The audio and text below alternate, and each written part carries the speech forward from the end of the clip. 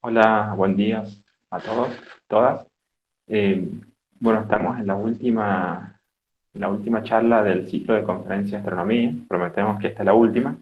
Si bien habíamos cerrado hace 15 días, pero bueno, surgió la posibilidad de hacer esta charla en conjunto con chicos de la licenciatura en astronomía, ya que ellos realizan unos trabajos en la materia de seminario 2.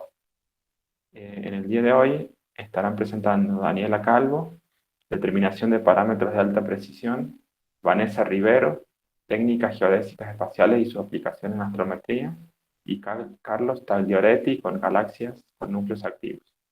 Así que bueno, pueden comenzar, chicos.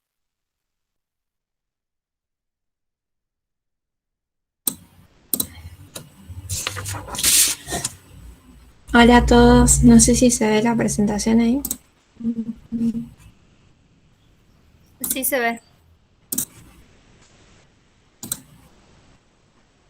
Genial. Bueno, comienzo entonces. Yo soy Daniela Calvo, mi tema de seminario fue determinación de parámetros fundamentales de alta precisión. Yo cursé con Carlos Safe.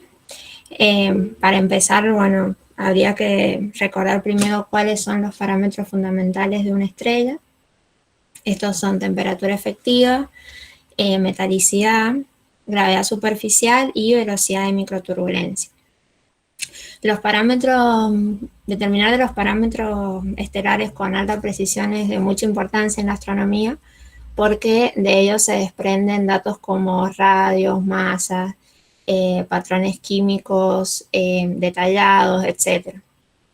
Yo en particular, en esta charla voy a hablar sobre cómo determinar parámetros para estrellas F, G y K a partir de datos espectroscópicos utilizando mediciones de anchos equivalentes.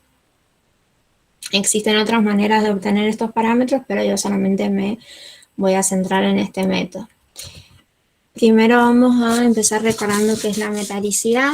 Para ello tengo que definir primero la abundancia, que se define como el logaritmo del número de átomos por unidad de volumen de un elemento químico X sobre el número de átomos por unidad de volumen del hidrógeno. La escala más utilizada cuando hablamos de abundancia generalmente es la escala de Corchetti, que se define como la diferencia entre la abundancia para un elemento químico X evaluado en una estrella menos la abundancia para ese mismo elemento químico en el Sol. Si yo reemplazo esta X por el hierro, es cuando hablo de la famosa metalicidad. ¿Por qué usamos el hierro?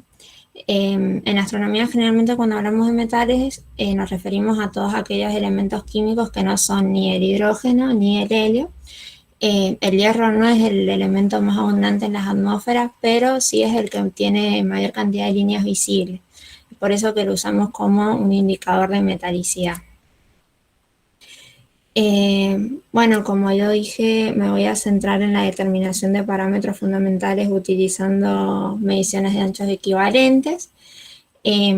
En particular, la temperatura efectiva se determina de manera tal que la abundancia de un elemento químico, nosotros generalmente elegimos el hierro, sea independiente del potencial de excitación de cada una de las líneas individuales. Esta es una condición que se desprende de la ecuación de Boltzmann, la cual me relaciona la población en los niveles con la temperatura efectiva y el potencial de excitación. Para poder realizar este trabajo necesitamos mediciones para las distintas líneas de un mismo elemento químico. Si yo graficara el potencial de excitación para distintas líneas del mismo elemento versus la abundancia o la metalicidad, debería obtener que la abundancia es la misma, no importa qué línea esté utilizando. Es decir, debería obtener un gráfico como este que muestro acá, cuya pendiente de la recta que mejor ajusta a todos los puntos sea nula, o sea, cero. Lo que se hace en la práctica es variar el valor de la temperatura efectiva hasta conseguir un gráfico de este tipo, que sería el mejor ajuste. Entonces decimos que hemos encontrado la temperatura efectiva correcta. Lamentablemente, la intensidad de las líneas no depende solamente de la temperatura efectiva, sino que también depende de otros parámetros, como por ejemplo el logaritmo de la gravedad. Acá en este gráfico podemos ver cómo a medida que aumentamos el logaritmo de la gravedad, la intensidad de las líneas cambia. Es un efecto que es más visible en las líneas una vez ionizadas del hierro. Los astrónomos se dieron cuenta más que nada por una cuestión de la experiencia, que si los valores de la abundancia del hierro neutro y el hierro ionizado no eran iguales, se debía a el valor que tomaba el logaritmo de la gravedad. Entonces, de la misma manera, la gravedad es un parámetro que se varía hasta alcanzar el equilibrio de ionización, es decir, hasta que la cantidad de hierro neutro y la cantidad de hierro ionizado sean iguales. Por último, nos falta la velocidad de microturbulencia, la cual es causada por pequeñas celdas en movimiento en la fotósfera. Es un efecto que es más bien visible en las líneas intensas, donde se pueden ver cómo las líneas presentan alas. Si nosotros graficamos ancho equivalente versus metalicidad o abundancia, deberíamos también obtener una recta con pendiente nula, ya que no debería importar cuál sea el ancho equivalente y qué línea en particular estén mirando. La abundancia siempre debería ser la misma para cualquiera de las líneas. También por la experiencia notaron que si esta relación, o sea, si la pendiente de la curva no era nula, era porque el parámetro de la velocidad de microturbulencia estaba mal seleccionado. Entonces, en la práctica, de la misma manera, se deja como un parámetro libre que variamos hasta que la curva se ajuste correctamente, es decir, hasta que tenga una pendiente igual a 0 o muy cercana. Entonces, bueno, por ahora tengo 3 condiciones físicas que son básicas. La primera, que es que el potencial de excitación versus la metalicidad me va a regular la temperatura efectiva. La segunda, que la cantidad de hierro 1 tiene que ser igual a la cantidad de hierro ionizado. Esto me va a regular la gravedad superficial. Y por último, que el ancho equivalente versus la metalicidad me va a regular la velocidad de microturbulencia. Ahora lo que tengo que hacer es lograr que estas condiciones se cumplan de manera simultánea para encontrar el mejor modelo de atmósfera y encontrar los parámetros con precisión. ¿Cómo hago esto? Esto lo hago con la función chi cuadrado. Esta es una función que tiene 4 términos, como podemos ver acá, donde los omega son factores de peso y las c son los que se derivan de las condiciones. C1 es la pendiente del gráfico, el primero que mostré, es decir, de la metalicidad versus ancho equivalente. El segundo, el C2 es la pendiente del gráfico de metalicidad versus potencial de excitación, y el C3 es la diferencia entre la abundancia o la metalicidad del hierro neutro y el hierro ionizado. Acá puedo ver que hay una cuarta condición de la que todavía no he hablado, pero voy a mencionar más adelante.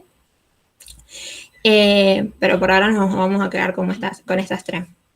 Podemos notar que si el ajuste que obtuve es el mejor, entonces estos coeficientes, coeficientes serían C,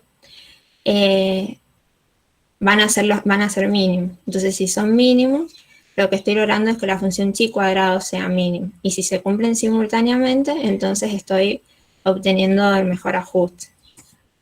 De esta manera es como se hace la determinación clásica de parámetros.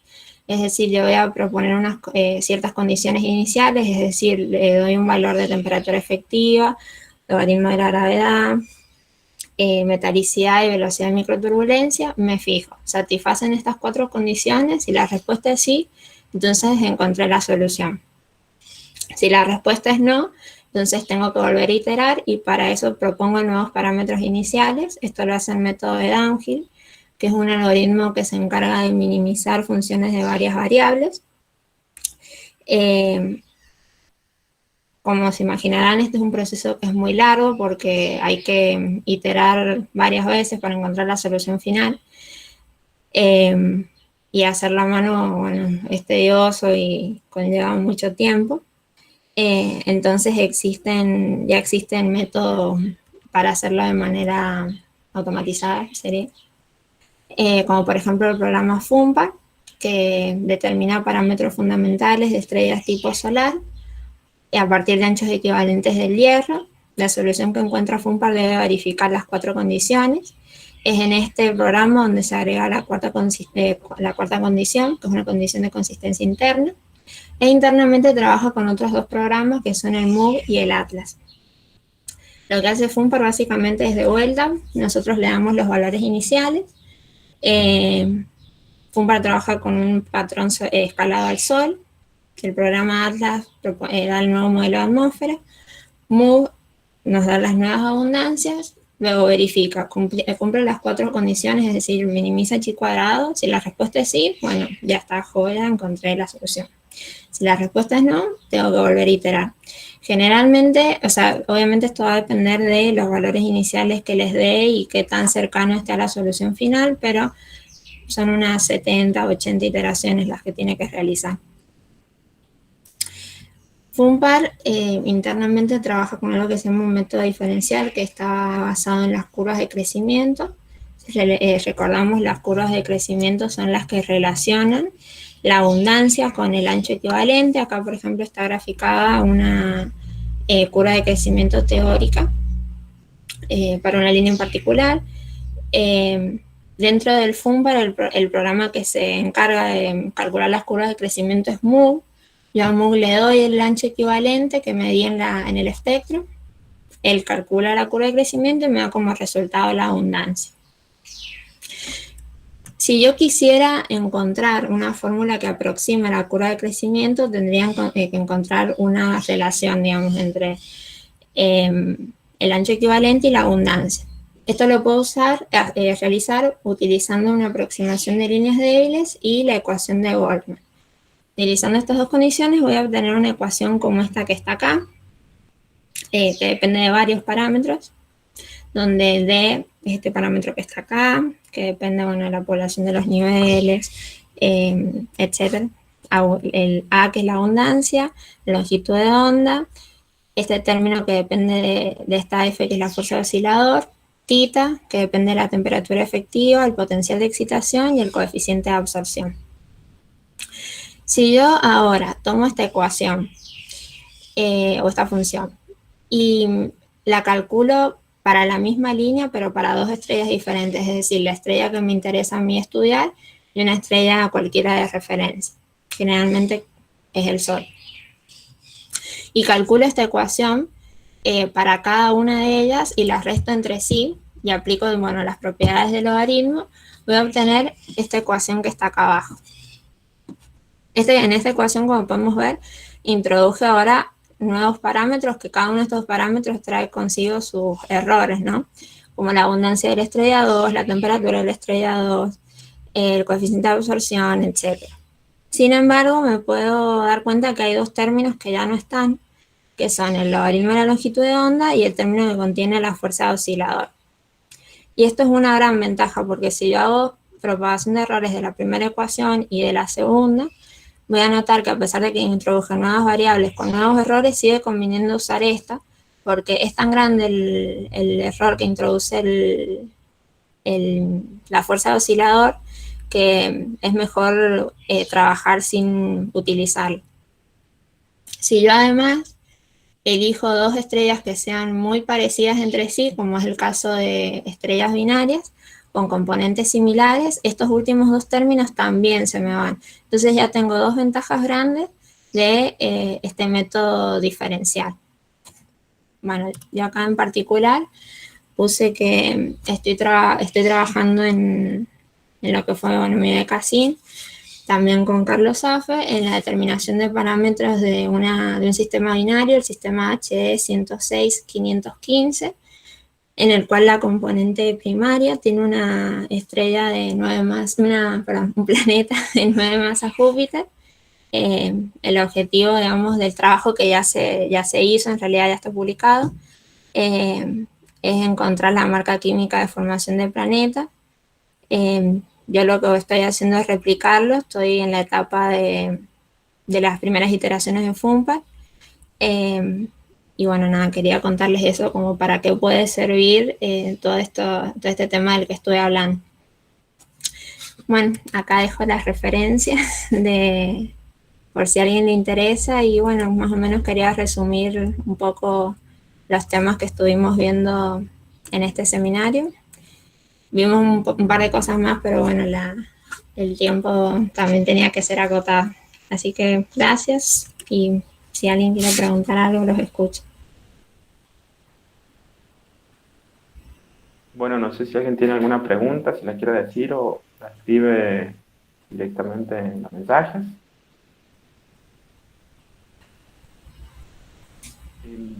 Yo te iba a hacer una pregunta. Cuando haces las iteraciones, digamos, te consume muchos recursos informáticos de programa. En cuanto a tiempo o a... Sí, tiempos, digamos, lo puedes hacer en tu computadora personal o necesitas, digamos, algo un poco más potente. No, yo por ejemplo si lo estoy haciendo con mi compu, es más, o sea, no, perdón, lo traté de hacer con mi compu, pero no pude por ahí por una cuestión de que me costó instalar un par de programas, y estoy usando en remoto unas computadoras Delicate, que obviamente tienen mejor procesador que la mía. Claro, por eso mismo te preguntaba. Claro, pero por una cuestión de que no los podía instalar los programas por incompatibilidades, pero sí se pueden hacer como en computadoras personales. Y por ejemplo, la primera iteración, que obviamente eso también hay que ir descartando, porque por ahí hay líneas que estuvieron mal o otras cuestiones que hacen que se demore muchísimo más la iteración. Pero sí, hay veces que está capaz que un día. O sea, un día por cada iteración. O sea, un día para dar un resultado final, para realizar, por ejemplo, las 70 iteraciones. O dos. Bien, Depende de, claro, de qué tan cerca también le haya dado los valores iniciales a la solución final. Si hay líneas que están mal medidas, porque eso también hace que demoren mucho en ajustarse, etcétera. bien. No sé si alguien más quiere preguntar algo, si no, damos paso a Vanessa Rivero con técnicas geodésicas espaciales y sus aplicaciones en astrometría. Muchas gracias, Daniela, muy No, nada, interesante. ahí le dejo el espacio a mi compañero.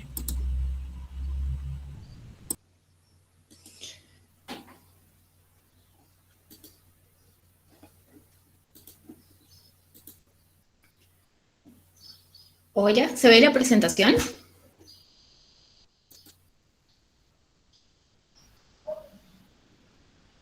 Todavía no. Le está cargando. Sí. Ahí sí. Bueno, buen día. Mi nombre es Vanessa Riveros, yo soy alumna de la licenciatura en Astronomía y mi seminario 2 lo hice con la doctora Ana María Pacheco. El mismo se titula Técnicas Geodésicas Espaciales y sus aplicaciones en astrometría.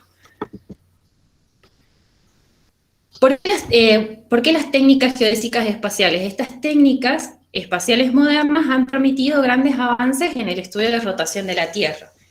Entre estas técnicas tenemos GNS, SLR, que es Satélite Laser Ranging, GNS, BLBI, DORIS y LLR, que es Lunar Laser Ranging.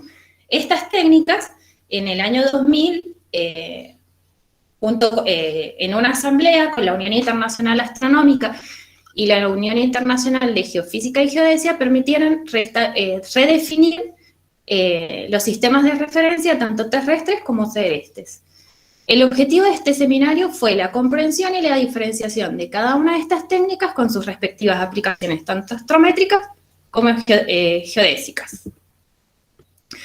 La técnica que yo elegí para explicar en este seminario fue la técnica satélite laser Ranging. Acá hay un modo esquemático de esta técnica que posee un telescopio con un emisor láser. Esta técnica consiste en la generación de un pulso láser direccional, potente y de corta duración, que hace incidir sobre satélites artificiales que poseen espejos retroreflectores o retroreflectores ópticos.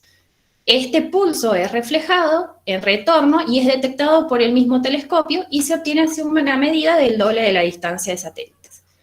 La longitud de onda de este pulso láser es de 532 nanómetros, que corresponde a la longitud de onda verde, y esto es así porque tiene muy buena propagación en la atmósfera terrestre. Este es un método muy preciso de mediciones, la precisión es milimétrica. si bien esta técnica no puede observar cualquier satélite, estos satélites tienen que tener, como mencioné recién, tienen que tener espejos retroreflectores. Acá en esta imagen se pueden ver algunos de estos satélites a los que le hace seguimiento, y estos satélites se clasifican según su función, según su finalidad y según su altura. Según su finalidad podemos tener satélites geodinámicos, terrestres de navegación o experimentales. Y según su altura, bajos, medios y altos.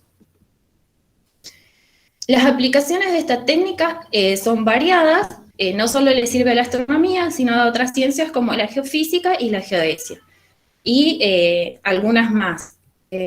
Entre la astronomía, con esta técnica podemos estudiar movimiento del polo, rotación de la Tierra, órbitas precisas de los satélites artificiales y los sistemas de referencia terrestre. En el caso de la geofísica, se puede estudiar campos gravitatorios terrestres, movimientos de placas tectónicas, sismicidad, y en la geodesia podemos estudiar la forma de la Tierra y el geoide, los sistemas de referencia geodésicos, entre otros. Esta técnica se distribuye en aproximadamente 30 países, en 80 observatorios. Si pueden observar acá, son pocos los que se encuentran en el hemisferio sur. Uno de los más importantes del hemisferio sur es el que se encuentra en San Juan, donde se encuentra en San Juan esta técnica geodésica, que tiene la asignación ILRS San Juan 7406, y está ubicada en el departamento de Chimbas, en el observatorio de Loafa, y fue instalada por un convenio entre la Universidad Nacional de San Juan y la Academia China de Ciencias. Aproximadamente rutinariamente se observan entre 30 y 40 satélites diarios. Para que tengan una idea de qué es lo que es el ILRS y el IERS, el ILRS es el International Laser Rhyming Service, nos proporciona los datos globales de los seguimientos de los satélites, tanto de SLR como de LLR, que es Lunar Laser Rhyming. En algunas de sus actividades, lo que hace es proveer al IER de importantes datos para el mantenimiento del marco de referencia. Confecciona, une, archiva y distribuye todos los datos de observaciones de SLR y el LLR. Y el IERS tiene como tarea la de definir y establecer los sistemas y marcos de referencias. Es la institución encargada de estudiar la rotación de la Tierra, y su objetivo principal es servir a la comunidad, tanto astronómica como geodesta y geofísica. Habíamos hablado de que esto tenía aplicación astrométrica. Una de las aplicaciones astrométricas la estudiamos en las determinaciones del LOT. Nosotros, alumnos de la Facultad de Ciencias Exactas, en colaboración con investigadores de la OAFA, presentamos un trabajo en la última reunión anual de astronomía, que se titula como Determinaciones del LOT, Length of Day, que confirman que el año 2021 será el más corto en décadas. Este trabajo lo realicé con la doctora Ana María Pacheco, el doctor Ricardo Cuesta y otros, Alejandro Navarro y otros investigadores de la OAFA, y con algunos de mis compañeros como Virginia Quiroga y Franco de la Jara. Para entender qué es lo que es el LOT, se sabe hoy en día que la Tierra, la rotación terrestre, es un fenómeno irregular e impredecible. Entonces, esto quiere decir que la Tierra no rota en 24 horas, sino que a veces lo hace en un poco más, en milisegundos más o en milisegundos menos.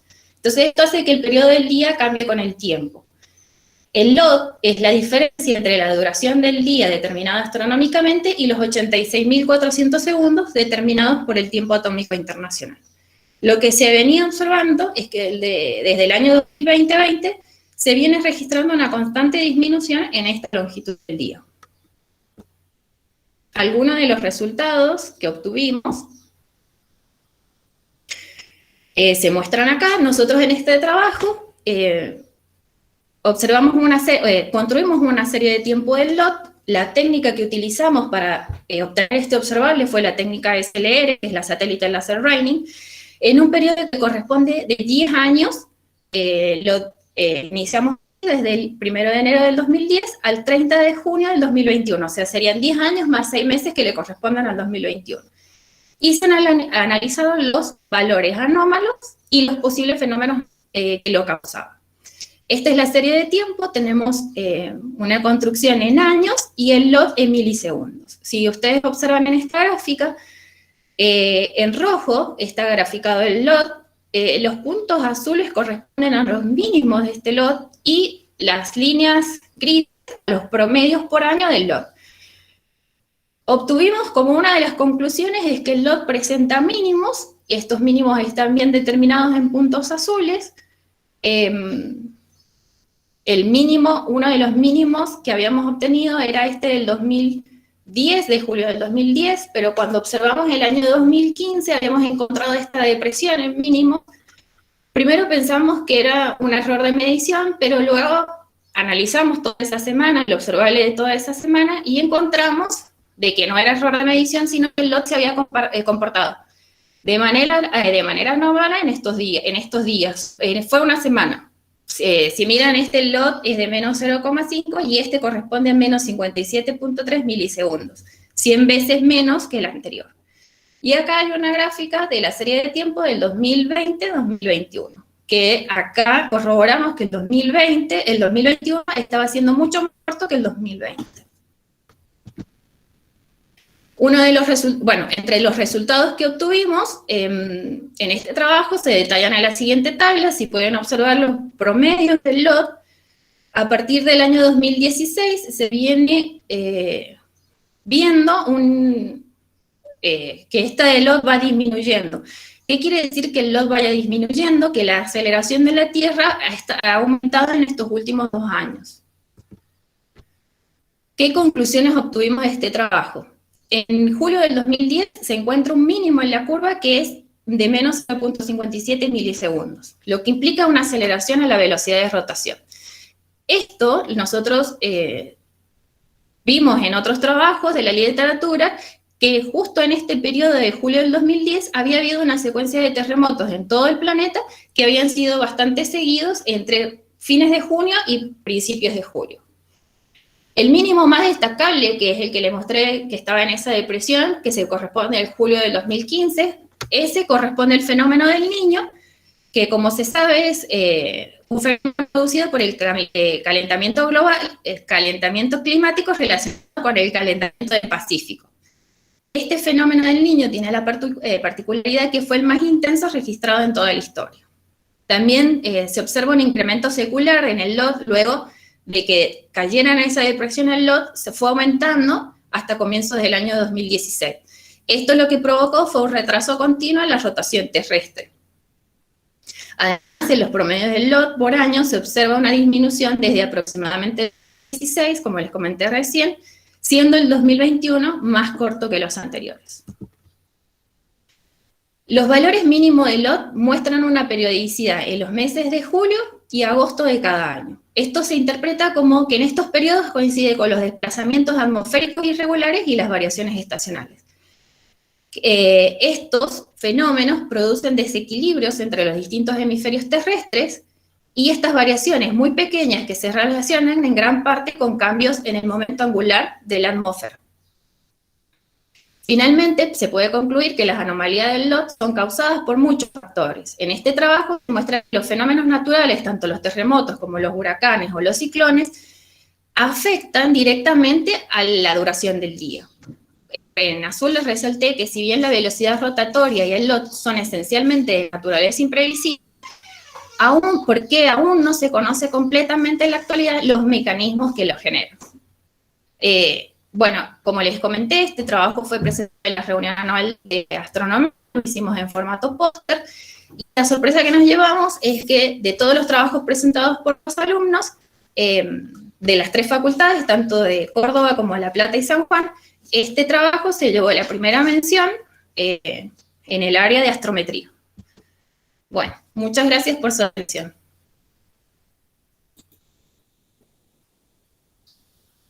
Si tienen alguna pregunta. Sí, eso es justo, estaba por preguntar si alguien tiene alguna pregunta, Vanessa.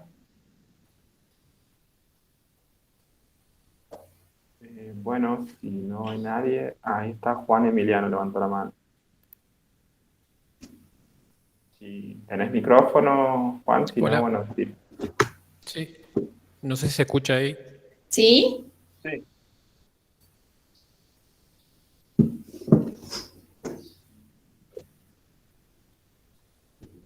Que tengo una pregunta de que si hay registros del LOD anteriores a los que has mostrado y si, ¿por qué se descarta la posibilidad de que pueda llegar a ser cíclico? Mira, si hay registros, creo que desde el año 1975 se comenzaron a tener registros. Me preguntaste si había descartado la posibilidad de que fueran cíclicos.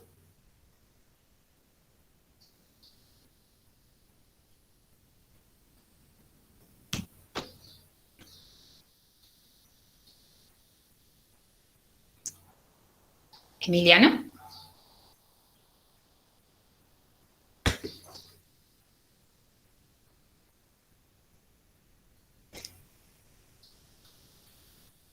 En realidad no terminé de escuchar la pregunta, pero me parece que me preguntó si descartaba la posibilidad de que fueran cíclicos. No sé si bien me preguntó eso. Vale, creo que sí, que preguntó eso. Tal vez se le fue la señal. Claro, parecen ser cíclicos. Yo no descarto la posibilidad ni la aseguro porque necesitan más estudio, pero si es registro, de hecho la doctora Ana María Pacheco también ha estudiado bastante el LOT, la longitud del día, y hay trabajos de ella en los que se puede ver, digamos, que presenta mínimos bien determinados. No estamos muy seguros de los máximos, pero sí de los mínimos. No sé si tienen alguna otra pregunta.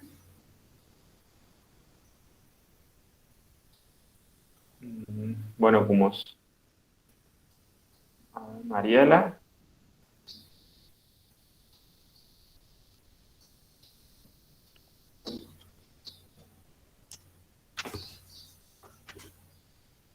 Bueno, si no hay nadie más, pasamos a Carlos Taglioretti con su tema Galaxia con núcleos activos. Muchas gracias, Vanessa, por tu charla.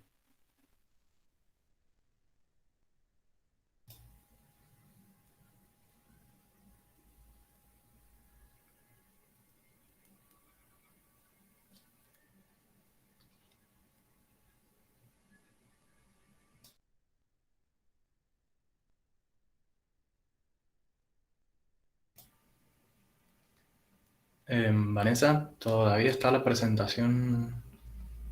Sí, deberías, ahí está, deberías sacarla. Perdón. No hay problema.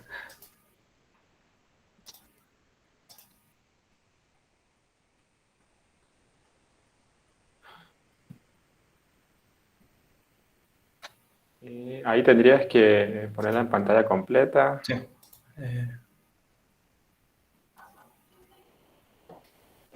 Ahí no sé si se ve.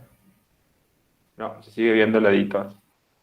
Me parece que tenés que dejar de compartir y compartir de vuelta. Ah,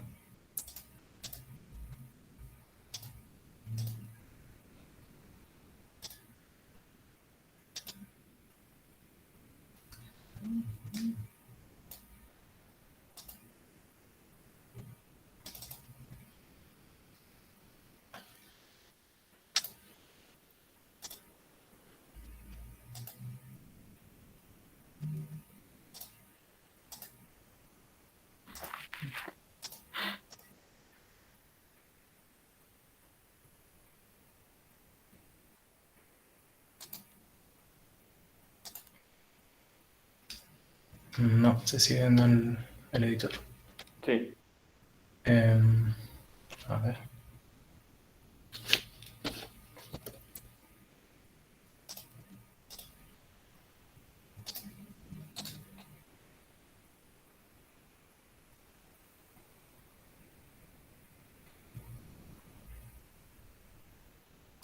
Cris, puede ser una solución que cuando elija compartir, que no elija una ventana, sino toda la pantalla.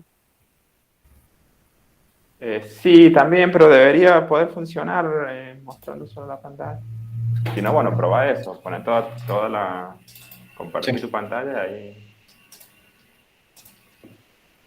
¿Tenés dos monitores o uno? Tengo dos monitores. Ah, es que estás poniendo el monitor, entonces me parece que pasa eso. Tenés que seleccionar el monitor o algo.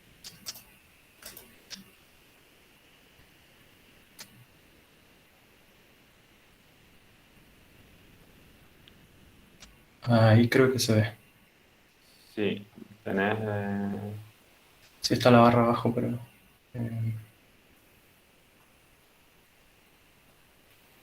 si no, a ver.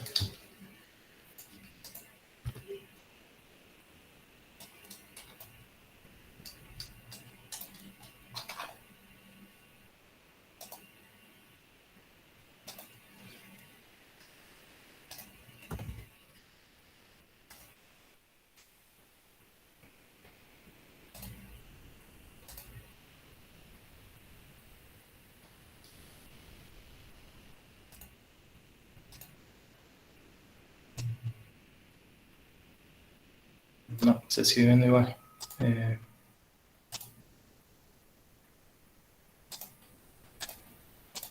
Igual con la pantalla entera, Carlitos se veía más grande. Lo último.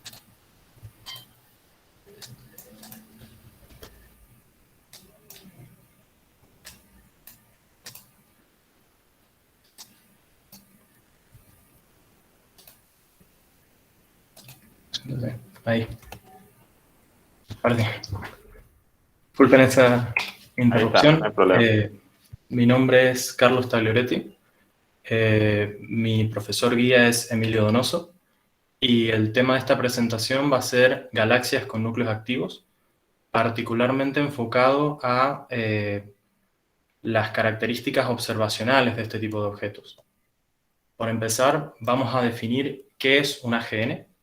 Una galaxia se denomina activa cuando posee en su centro un agujero negro supermasivo que se encuentra acretando material. Los núcleos galácticos activos, que son específicamente los AGN, son muy importantes su estudio debido a que coevolucionan junto con la galaxia, es decir, generan interacciones con la galaxia y a su vez, en algunos casos también pueden incluso generar interacción con otras galaxias. El modelo actual de AGN consiste en un agujero negro supermasivo en el centro que se encuentra rodeado por un disco de acreción de material conformado por gas y polvo, y un toroide también de gas y polvo que lo rodea. A su vez, hay nubes de material que se encuentran cercanas a lo que sería el agujero negro, que son las denominadas regiones de líneas anchas, y otras nubes de gas que se encuentran más alejadas del agujero negro y que son las regiones de líneas angostas. Ambas tienen diferentes velocidades y diferentes densidades, siendo las nubes de líneas anchas más densas y mucho más veloces, digamos. A su vez, esta estructura presenta o puede presentar lóbulos y jets, que son jets que surgen, digamos, del centro del agujero de la estructura del AGN, y muy, muy lejos de lo que sería la estructura del AGN se generan lóbulos en radio por estos jets de material que salen expulsados. El modelo actual de AGN también contempla un modelo unificado en el cual los distintos tipos de AGN corresponden a una misma estructura, pero vistas desde distintos lados, digamos, donde los puntos de visión cambian. En este caso, se puede observar el disco tapado por lo que sería el toroide, y no solo el disco, sino también las regiones de líneas anchas, y también se puede observar desde arriba, digamos, o desde abajo, lo que serían toda la estructura del AGN, es decir, el disco de acreción, las regiones de líneas anchas, las regiones de líneas angostas. Observacionalmente, las AGN se distinguen porque pueden presentar una región nuclear compacta que es más brillante que la región que correspondería a una galaxia normal, una emisión continua nuclear que no es de origen estelar, presentan variabilidad en todo el rango del espectro y líneas de emisión nuclear, que no corresponden, digamos, con el espectro de una galaxia donde las contribuciones serían solamente por las estrellas. Esto se puede observar como un brillo o una distribución espectral inusual en todo lo que serían las longitudes de onda del espectro. A su vez, la presencia del núcleo activo es independiente de la morfología de la galaxia anfitriona, digamos.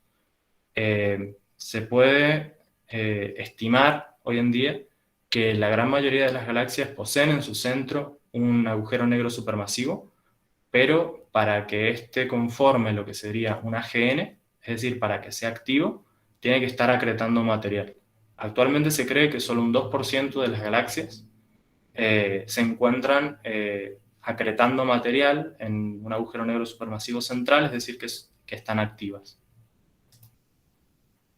La distribución espectral de energía de un AGN es una contribución en distintas longitudes de onda por distintos elementos de esta estructura que acabo de mencionar recién.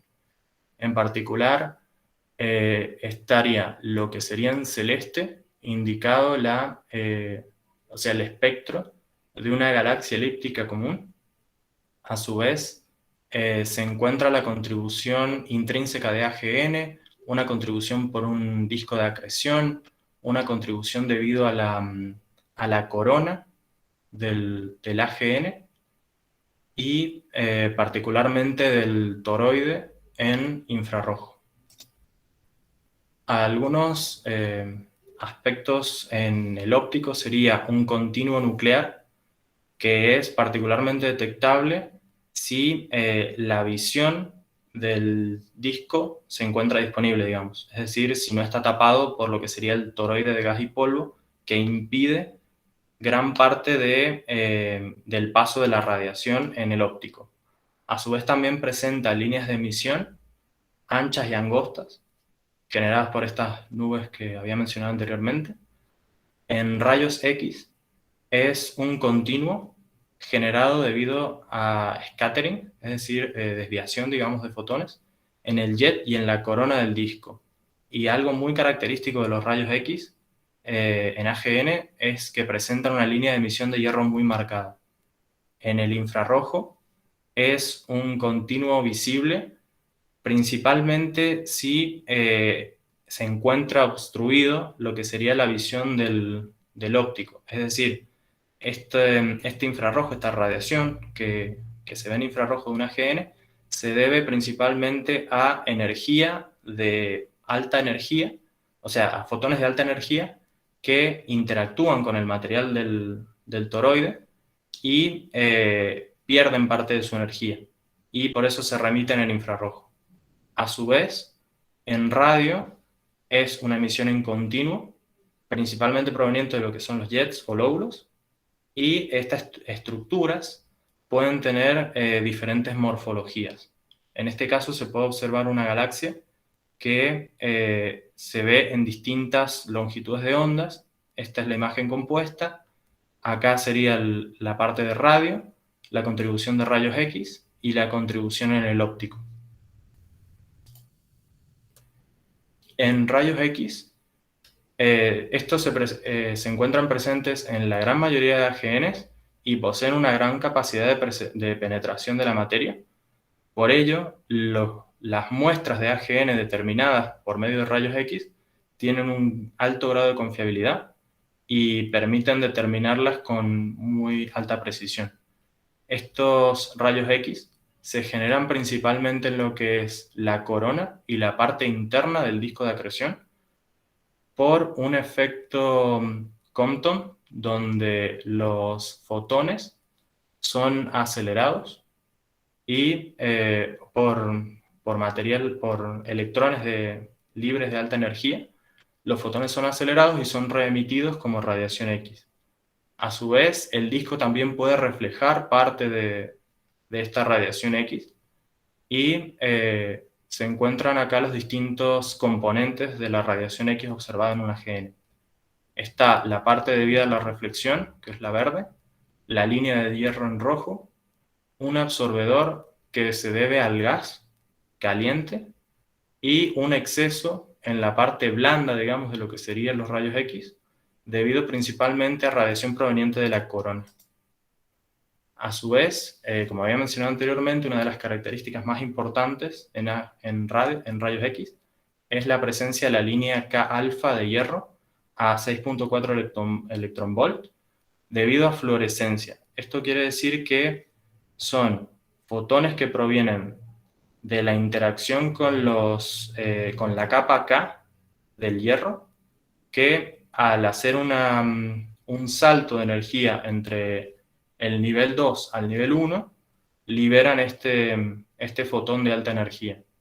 A su vez, estos fotones, digamos, pueden verse afectados por lo que sería el redshift gravitacional, debido a que se encuentran muy cercanos a lo que es el agujero negro.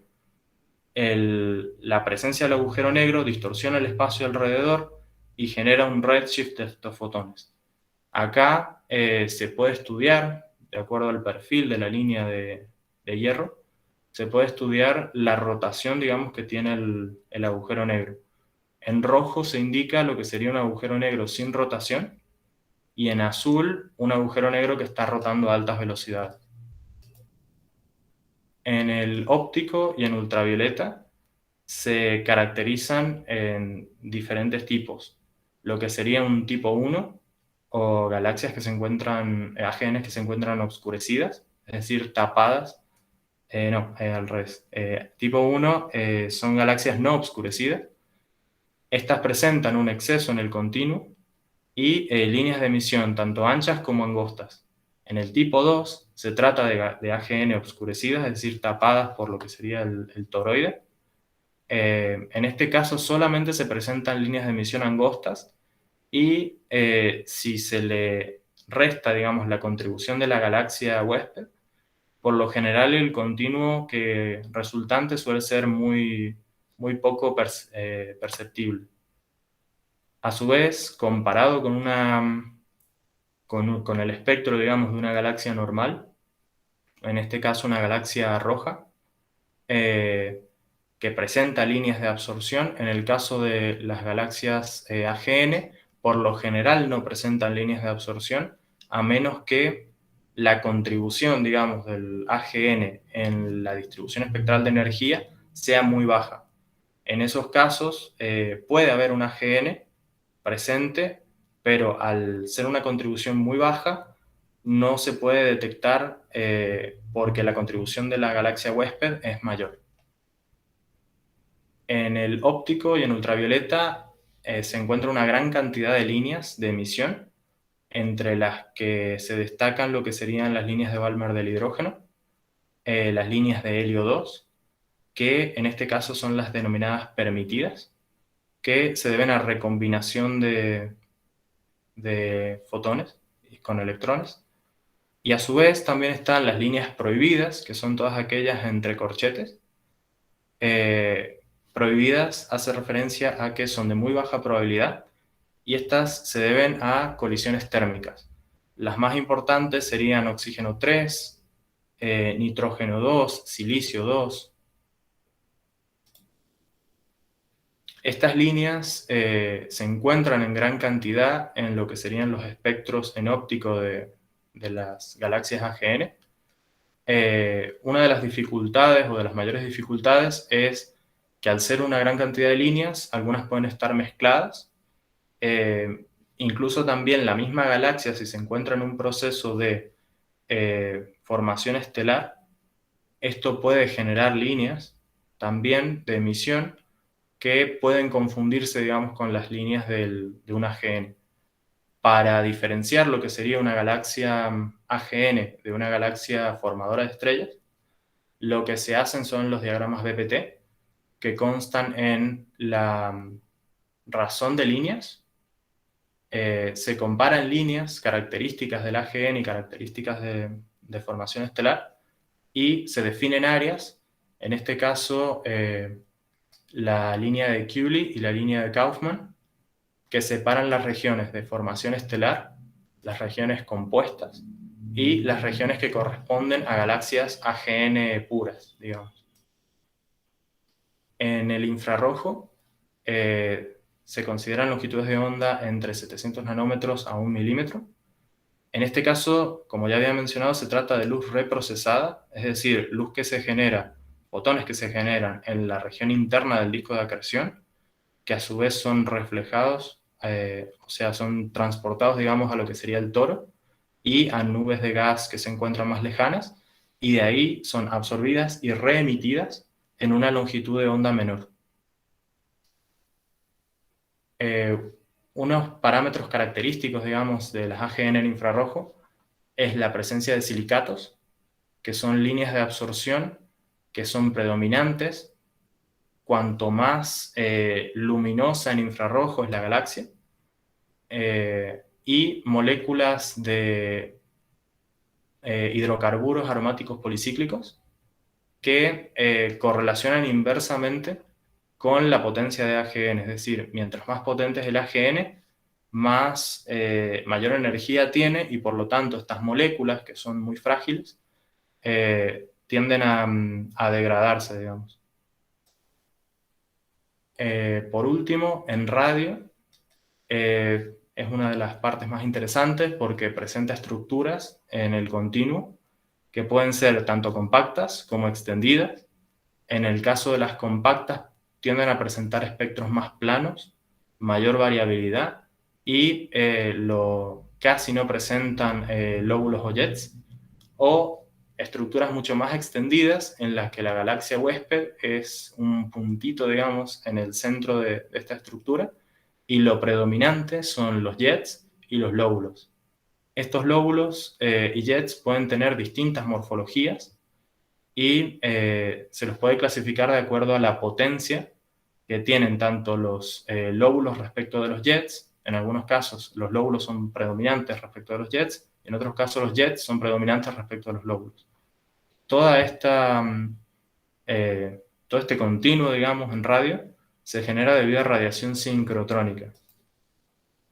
Una de las clasificaciones más comunes es la clasificación Fanarov-Riley en tipo 1 y tipo 2. En el tipo 1 los jets son más prominentes que los lóbulos, y en el tipo 2 los lóbulos tienden a ser mucho más prominentes que los jets.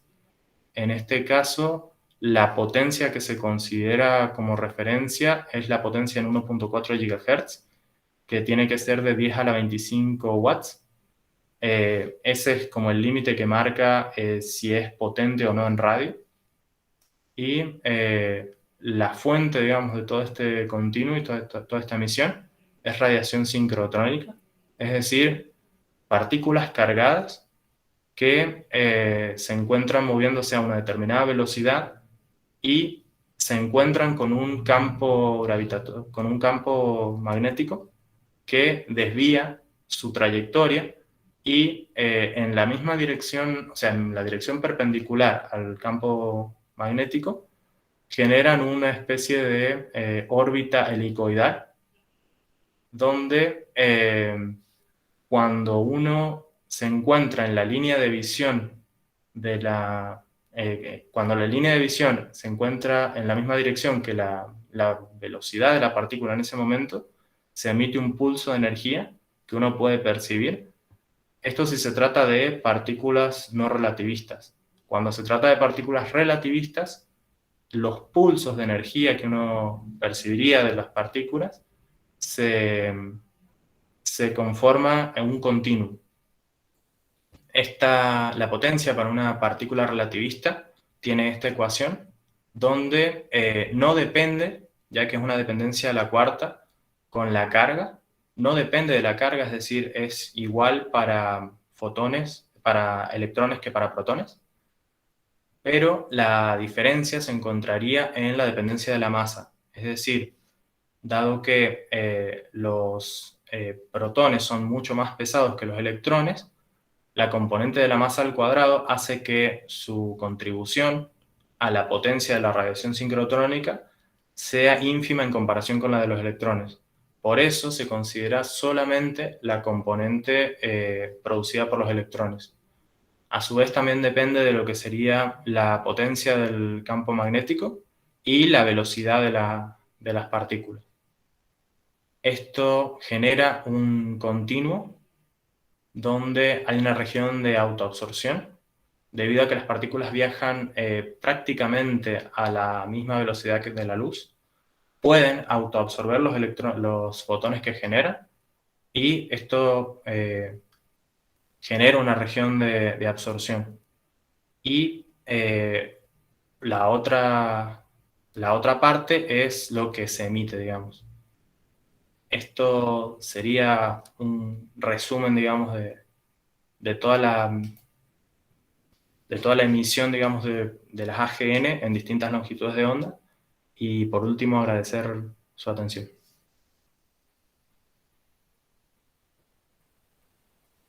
Bueno, gracias, Carlos.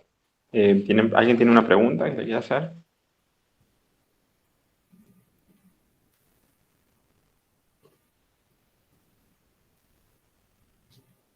Ahí escribió Marco Sánchez: ¿por qué es importante el estudio de las AGN? El estudio de las AGN es importante porque en el caso, por ejemplo, uno de los muchos ejemplos, en el caso de los radiolóbulos o jets, estos radiolóbulos o jets se extienden mucho más allá de lo que sería la distancia propia de la galaxia. Es decir, si una galaxia, por ejemplo, la Vía Láctea, tiene 30 kiloparsecs de diámetro, la galaxia de Andrómeda tiene 60 kiloparsecs de diámetro, estos radiolóbulos o jets pueden extenderse hasta distancias de megaparsec, que en el caso de cúmulos cúmulos de galaxias, es la distancia que hay entre galaxias. Es decir, estos radiolóbulos pueden influir en la formación estelar, en los colores de galaxias vecinas. A su vez también cambia lo que sería la evolución de la galaxia. No es lo mismo la evolución de una galaxia no activa que de una galaxia activa. Y existen diversos mecanismos dentro de la propia galaxia, que pueden ser interacciones con otras galaxias o hasta barras, que pueden llevar material hacia las regiones centrales y activar la AGN.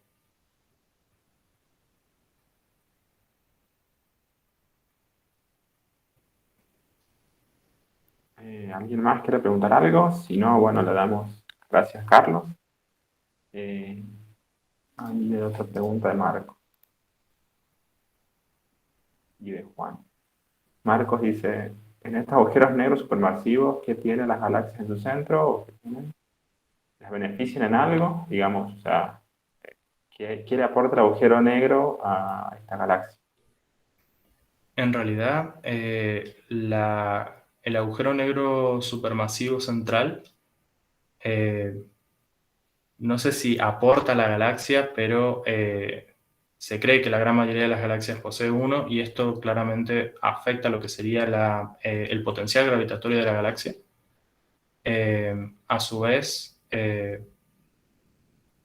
una interacción, digamos.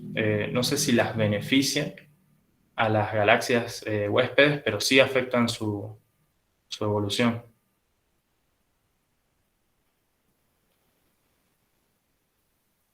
Bien, y después otra pregunta de Juan Emiliano, que dice: ¿qué puedo llegar a inferir de correlacionar datos del visual y en radio? La gran diferencia es que, de acuerdo en qué longitud de onda se mire, por ejemplo, si se lo mira a esta imagen en el visual o en el óptico, lo que se observaría sería, en algunos casos, la galaxia huésped, y al observar en radio es que aparecen estas estructuras. La presencia de estas estructuras claramente nos diría que la galaxia que observamos en el óptico se trata de una galaxia GN, y a su vez muchas veces la galaxia huésped es muy débil y lo que se observa son solamente las estructuras en radio. Eso es lo que se podría llegar a obtener de la correlación de estas imágenes.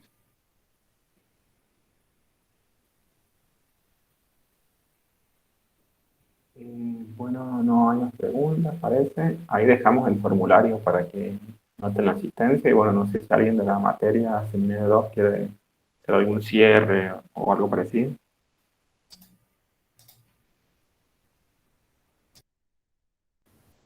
Cristian, Sí, está. bueno, yo como coordinador del área de astronomía y en nombre del departamento, bueno, primero quiero felicitar a los chicos que pusieron, a Carlos, a Vanessa y a Daniela.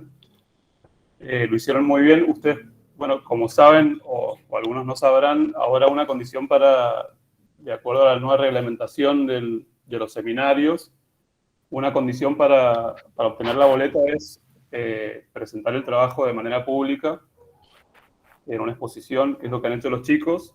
Ellos han inaugurado esta modalidad y lo han hecho muy bien, así que los quiero felicitar y bueno, y agradecerles a ustedes que ya habían cerrado el ciclo, permitirnos hacer las charlas, permitirnos hacer las charlas por este medio, ¿sí? Que hablé con Julia, me dijo que habían cerrado el ciclo y nos permitieron hacerlo, así que bueno, muchas gracias a Julia, a vos y a Noel y a, bueno, a todos los que están detrás de esta organización. Así que ahora, si quieren, te dejo la palabra para que ya cerrar definitivamente el ciclo por este año. Muchas gracias. Por nada, Esteban. Bueno, qué interesante esta metodología de aplicar en la materia para que puedan poner sus trabajos, porque, digamos, suman la parte de cómo armar una presentación, digamos, científica.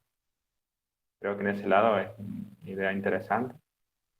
Y bueno, si querés, el año que viene se puede repetir, puede hacer de forma parcial, depende cómo se organice. Sí, sí, de una. La idea va a ser aprovechar el ciclo para que los chicos expongan sus trabajos de seminario 1 y 2 de uno. Así que para Bueno, los entonces, presentes vayan teniéndolo en cuenta.